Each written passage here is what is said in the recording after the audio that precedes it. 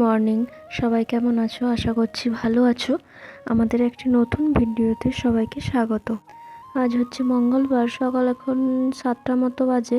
ঘুম থেকে উঠে গিয়েছিলাম অনেকক্ষণ, তারপর ফ্রেশ ট্রেশ হয়ে নিয়ে চা খেয়ে নিয়েছিলাম দুজনে। আর এখন আমি বিছানাটাকে ঝটফট করে গুছিয়ে নিচ্ছিলাম। আর ওইদিকে আমি ভাতটাও বসিয়ে দিয়েছিলাম, যেহেতু তরকারি ছিল ওই জন্য শুধু ভাতটা করলেই হয়ে যেত, তাই সেরকম কোনো তাড়া থাকেনি আজ। তারপর খাওয়া দাওয়া করে বেরিয়ে গিয়েছিলাম দুজনেই। এখন আমরা যাচ্ছিলাম। কাল রাত থেকেই বৃষ্টি হচ্ছিল, সকালে একটু থামিয়েছিল, তারপর আবার বৃষ্টি হচ্ছিল। ওই জন্য আমার বর বলছিল ছাতা নিয়ে চ, আমি বললাম হ্যাঁ আছে ব্যাগে।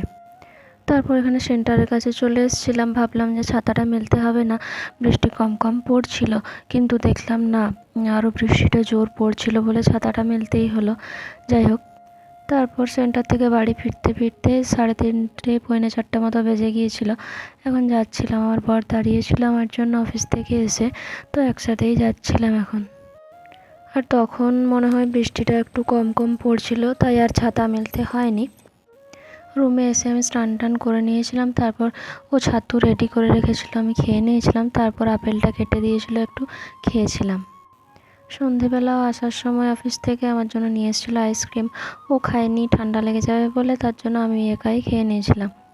তারপর অনেক দিন থেকে চপ খাওয়ার ইচ্ছে হচ্ছিলো বলে, আমরা এখানে বাইরে সেরকম চপ খাই না, সেরকম ভালো চপও পাওয়া যায় না এখানে, ওই জন্য বাড়িতেই বানিয়ে খাই।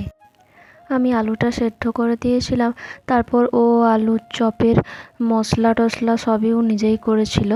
আর হচ্ছে যে বেসনটাও গুলেছিল, তারপর এখানে এক এক করে ভেজে নিচ্ছিল। সত্যি বলতে চপগুলো খেতে কিন্তু অনেক সুন্দর হয়েছিল। আর চপগুলো খেতে একদম দোকানের চপের মতোই লাগছিল।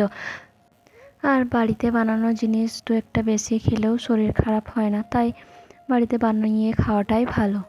তারপর রাত্রিবেলা আমরা চপ মুড়ি খেয়ে নিয়েছিলাম। আজকের এই ছোট্ট ভিডিওটা এখানেই শেষ করছি। কালকে আরও একটা অন্য ভিডিওতে দেখা হচ্ছে।